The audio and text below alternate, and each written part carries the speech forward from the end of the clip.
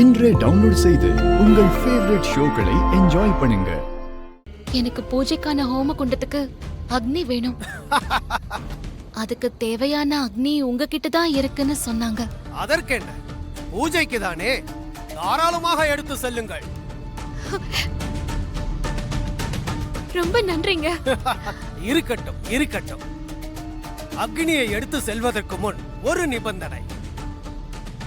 நான் சொல்லும் உதிருக்கு முதலில் நீங்கள் விடை சொல்ல வேண்டும். அப்பொழுதுதான் நீங்கள் அக்னியை எடுத்துச் செல்ல முடியும். நான் நிபந்தனைக்கு கட்டுப்படுறேன். முதல்ல என்னன்னு சொல்லுங்க. சரி, சொல்கிறேன். கவனமாக கேட்டு விடையை சொல்லுங்கள். தினமும் 2 மாட்டின் மீது படுத்து தூங்கும் உயிரினம் எது? மனிதன். அற்புதம் அற்புதம், சாமர்த்தியமாக சொல்லிவிட்டாய். தாங்கள் அக்னியை எடுத்துக் கொள்ளலாம்.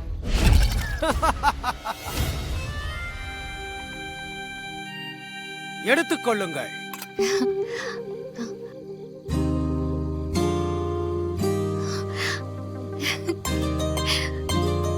எல்லை வரை உங்களை விட்டு தான் வருவேன்.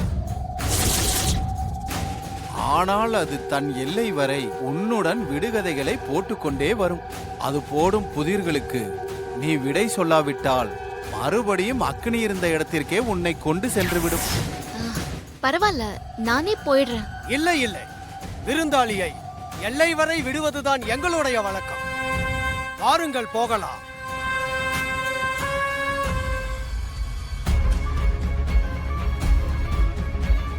சரி, இன்னொரு புதிர் போடுகிறேன்.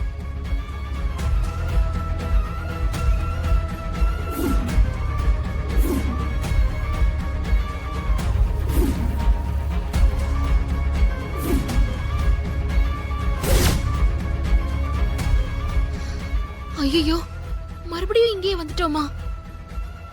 சரி, இன்னொரு புதிர் போடுகிறேன்.